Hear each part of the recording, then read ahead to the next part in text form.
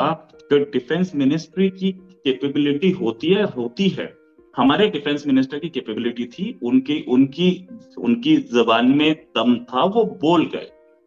और उस पे रिएक्ट पाकिस्तान को करना था। मुझे पता है पाकिस्तान में दम नहीं है, इसलिए मैंने बोला चुपचाप सो जाइए, खत्म कहानी।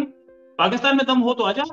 जय हिंद दोस्तों, मैं महेंद्र शर्मा स्वागत करता हूं वन वर्ल्ड हिंदी में आपका। उम्मीद करता हूं आप खुश और स्वस्थ हैं। दोस्तों जैसा कि आपने सुना कैसे रोहित शर्मा ने बहुत जबरदस्त जवाब देते हुए बताया कि अगर भारत के किसी भी डिफेंस एक्सपर्ट, रक्षा मंत्री और अमित शाह ने अगर धमकी दी है पाकिस्तान को, तो कहीं ना कहीं पाकिस्तान की अब ये सिर्फ मेमनापन सामने आया है कि पाकिस्तान की औकात नहीं है कि भारत के किसी भी बयान का जवाब दे दे। क्योंकि कहीं ना कहीं जो अब पीओके के लिए भारत ने भारतीय लेफ्टिनेंट जनरल ने जो अपनी सरकार से परमिशन मांगी थी कि अगर आप हमें परमिशन दे दे तो हम पीओके छीन लेंगे, हम तैयार बैठे हैं। तो कहीं ना कहीं पाकिस्तान में इस चीज से बड़ा हड़कंप था और एक डर का माहौल भी था कि भारत के इस बयान का हम क्या जवाब दें, क्योंकि अगर जवाब दे दिया तो भारत हमारा तहस नहस आके कर देगा। तो कहीं ना कहीं इमरान खान ने जवाब दिया है कि जब तक भारत में बीजेपी की सरकार रहेगी तो हमारा कुछ नहीं हो सकता, ना ही हम बात कर सकते, ना ही कुछ और हो सकता। जबकि इनकी मंशा ये है कि हम इनके साथ दोगलापन हमेशा अपनाते रहे, जबकि बीजेपी की सरकार और मोदी जी की सरकार ने हमेशा इस चीज को डिनाई करते रही है और इनके साथ कोई भी बातें करने से किनारा ही किया है। तो दोस्तों देखिए ये डिबेट और कमेंट में अपनी प्रतिक्रिया जरूर दें। लास्ट में आपसे रिक्वेस्ट करूंगा, चैनल पर नए हैं तो चैनल को सबसे पहले सब्सक्राइब करें, लाइक शेयर कमेंट जरूर करें। दोस्तों जय हिंद, वंदे मातरम, भारत माता की जय। सिटीजन किसी ने ऐसा बोल दिया और आप कहेंगे बस ठीक है, सुन लिया, सो जाओ, खैर है। मतलब कुछ ना कुछ तो रिस्पांसिबिलिटी होगी ना इन साहब की। एक आप देख सकते हैं इसको ट्विटर के ऊपर।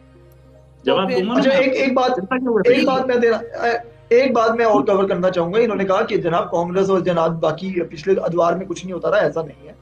बाकी अदवार में बहुत कुछ होता रहा है। अटल बिहारी वाजपेयी साहब जो है वो जब लाहौर आए, कश्मीर का मामला हल होना था, हम हमेशा इंडिपेंडेंट जर्नलिस्ट की हैसियत से वाजपेयी साहब को खिराज अकीदत पेश करते हैं, उनको सैल्यूट पेश करते हैं कि इंडिया ने बहुत अच्छा कदम उठाया था कि वो लाहौर आई, मीनार पाकिस्तान आई, बाकी सारे मामला हुए, वहां पर हमारे से भी गलतियां हुई होंगी, हम उसको तस्लीम भी करते हैं बड़े दिल से पाकिस्तान। लेकिन ये बात कहना आपकी गलत है कि जनाब इससे पहले कोई अच्छा इकदाम नहीं हुआ हिंदुस्तान और पाकिस्तान के दरमियान, तो होता रहा है। लेकिन मोदी साहब के बाद कोई अच्छा ये मैसेजेस भेजना, देखें रोहित, ये आपको भी पता है और मुझे भी पता है कि जनाब कांग्रेचुलेशन के मैसेज भेज देना, दिस इज नॉट, मतलब ऐसे नहीं स्टेट्स करती हैं और आप कहेंगे ऐसे मामला ठीक होते हैं, मामला पॉलिसी से ठीक होते हैं। लेकिन रोहित ये आप इस स्टेटमेंट पे या इस ट्वीट के ऊपर भी मुझे बताइएगा कि आप क्या कहेंगे। देखिए ये ट्वीट्स हैं और हमारी गवर्नमेंट का एक ऑफिशियल स्टैंड है। हमारी गवर्नमेंट का नहीं, हमारी पार्लियामेंट का रेजोल्यूशन है कि पाकिस्तान ऑक्यूपाइड कश्मीर इंडिया का है और वो हमें लेना है। तो कोई भी आदमी, चाहे डिफेंस मिनिस्टर हो या ये आर्मी के ऑफिसर्स हो, उसके खिलाफ नहीं जा सकते। बहुत क्लियर वर्ड में, अगर आप इसी को लेकर चलिए तो लेके चलिए, क्या प्रॉब्लम है। अटल जी का आपने नाम लिया, अटल जी लाहौर आए थे, उसके बाद क्या हुआ जी, आप करगिल में घुस गए। तो हम अगर अच्छा काम कर रहे हैं और आप करगिल में घुसते रहे तो फिर तो काम नहीं हो पाएगा, सीधी सी बात। आपने एक पिछली बार एक चीज बोली थी कि हमारे यहाँ जो कश्मीर है वो बड़ा, वो कम से कम हमने एक प्राइम मिनिस्टर बनाया हुआ है, एक प्रेसिडेंट बनाया हुआ है। तो क्या होगा, आपने एक प्राइम मिनिस्टर, एक आदमी को नाम दे दिया जिसके पास कोई एक्चुअल पावर नहीं है। क्या वो यूएन में बैठता है? नहीं बैठता हो, मैं मान लेता हूं। क्या वो आपके साइड का कश्मीर ओलंपिक्स में पार्टिसिपेट करता है? क्या उसकी हैसियत है? वो आपकी एक स्टेट नहीं है, वो एक अलग कंट्री नहीं है, तो वो है क्या, ये और मुझे बता दीजिए। आज ऐसे तो बहुत सारे लोग अपने घर में कुत्ते का नाम टाइगर रख देते, शेर थोड़ी हो जाता है यार। आपने प्रेसिडेंट बोल दिया, प्राइम मिनिस्टर बन गया, वो प्राइम मिनिस्टर प्रेसिडेंट बन जाएंगे? ऐसे नहीं होता। Now coming back to sir, wait I am giving an answer. पिछले 70 साल में आपने बोला कि बहुत सारे लोग ऐसे होते हैं जो डिफेंस मिनिस्टर बन जाते हैं लेकिन उनकी कैपेसिटी नहीं होती। कैपेसिटी हमारे डिफेंस मिनिस्टर में है। और आपने बोला कि अगर हमारे डिफेंस मिनिस्टर ने जो बोला उसको सीरियसली ना लिया जाए, आप लीजिए ना उसको सीरियसली, लेकिन आप करेंगे क्या ये बताइए ना। मैं ये जानना चाहता हूँ पाकिस्तान क्या कर सकता है।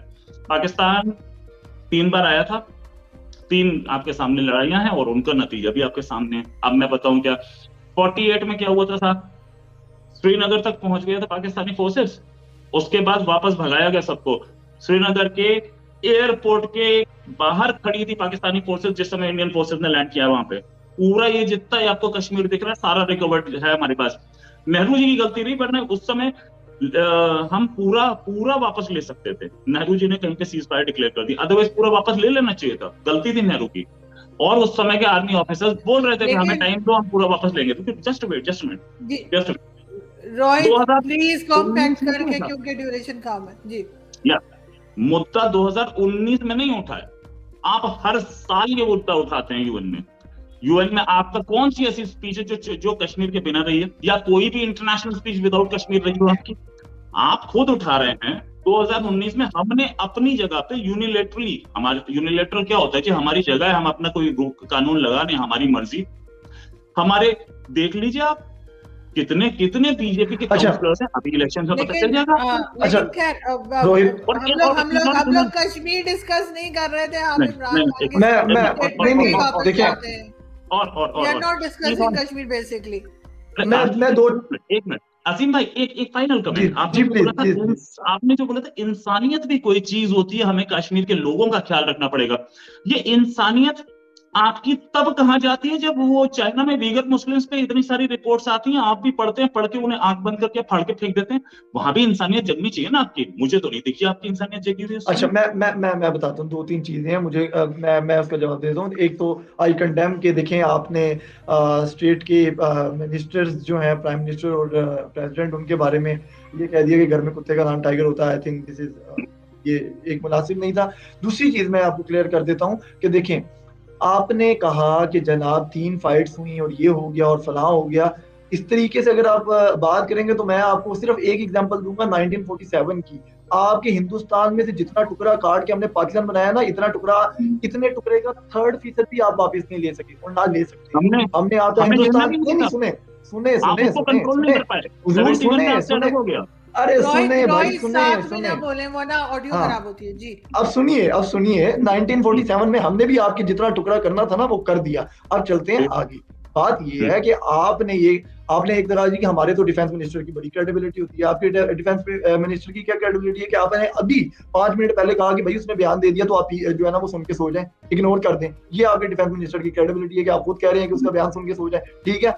दूसरी तरफ आते हैं कि आपने कारगिल की बात की और आपने कहा कि मैं नेहरू साहब, कारगिल की नहीं पहले 48 की, नेहरू साहब को मैं जिम्मेदार ठहराता हूँ। इसी तरीके से सेम सिचुएशन कारगिल में थी।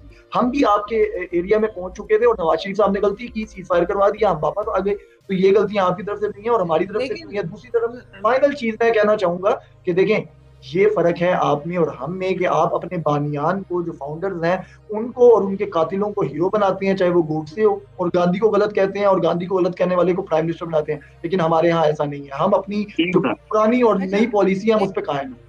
एक चीज मैं यहाँ पे कहूंगी, एक सेकंड रोहित, एक चीज मैं यहाँ पे जरूर कहूंगी आप दोनों से ही, या जो भी हमारे पास जब भी कोई गेस्ट आते हैं कि किसी भी कंट्री के किसी मिनिस्टर की या किसी आम सिटीजन की भी अगर बात हो रही हो तो हम बहुत रिस्पेक्टफुली बात करेंगे। प्लीज किसी किस्म का उनको कुत्ता, बिल्ला, तोता, कबूतर ना बनाए, और ऐसा नहीं होना चाहिए।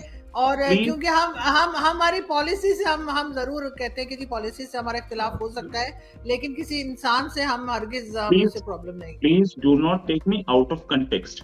मैंने एक कंपैरिजन नहीं किया किसी स्टेट के उसका।